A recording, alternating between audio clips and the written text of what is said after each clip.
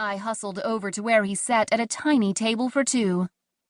"Sorry I'm late," I said, plopping down into an uncomfortable metal chair. "But I couldn't find the place. Do you realize the sign out front is the size of a postage stamp?" "I know. They try to keep it exclusive. Even their phone number is unlisted. Welcome to La La Land, where colonic irrigation parlors take out full-page ads in the yellow pages, but restaurants are unlisted." Lance shot me a disapproving look.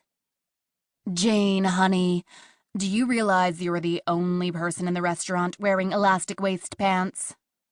He was right, of course, and those were just the guys.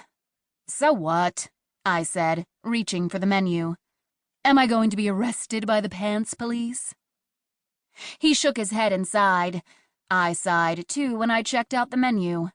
What a disaster. All I saw was arugula and radicchio and baby vegetables.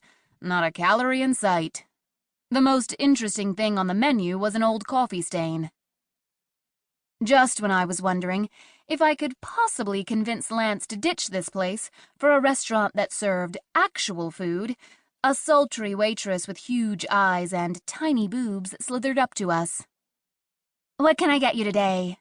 she asked with a brittle smile. "How about something from McDonald's?" No, I didn't really say that. What I said was, "Got any burgers?"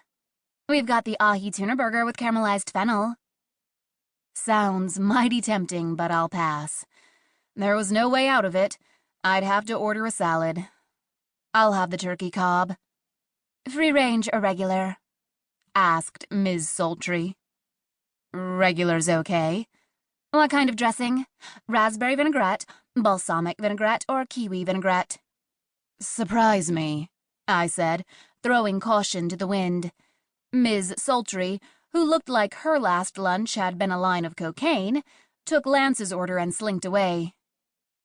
"Really, Jaine," Lance said, eyeing my Dukakis for President t-shirt.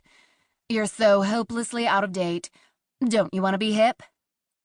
"I'll settle for hippie." "Oh, come on. You're not nearly the chubette you think you are." In a town where a 6 is considered plus size, I'm a chubette. "You happen to be a very attractive woman. All you need is a little fashion advice." Then, as if he'd just thought of it, he said, "Hey, that's not a bad idea. How about I give you a fashion makeover?" And then it dawned on me. I knew what this was all about. "You're looking for a project, aren't you? You're bored and lonely and between boyfriends and you want something to do. That's not true." But of course it was true.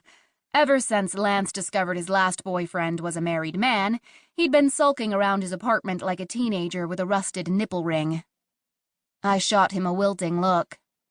"Okay, so maybe it's true," he confessed. "Maybe I am looking for a project, but that doesn't change the fact that you're in desperate need of a makeover." Forget it, Lance. If God wanted me to wear lowrider jeans, he would have never invented fudge ripple ice cream. At which point, our waitress slithered back to our table with our lunches.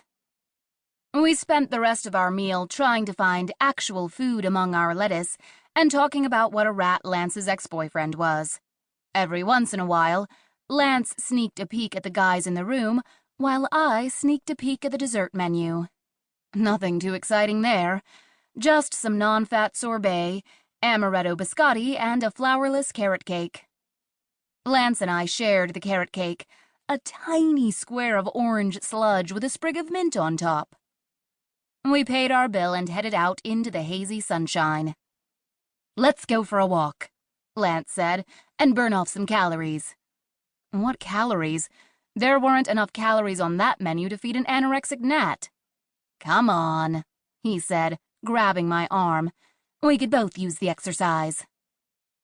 So we strolled up the street, past one terminally trendy boutique after another.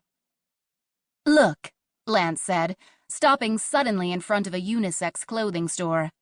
"Passions, my favorite clothing store. A friend of mine works here. Let's just stop in and say hi." But that whole surprise act wasn't fooling me. We didn't just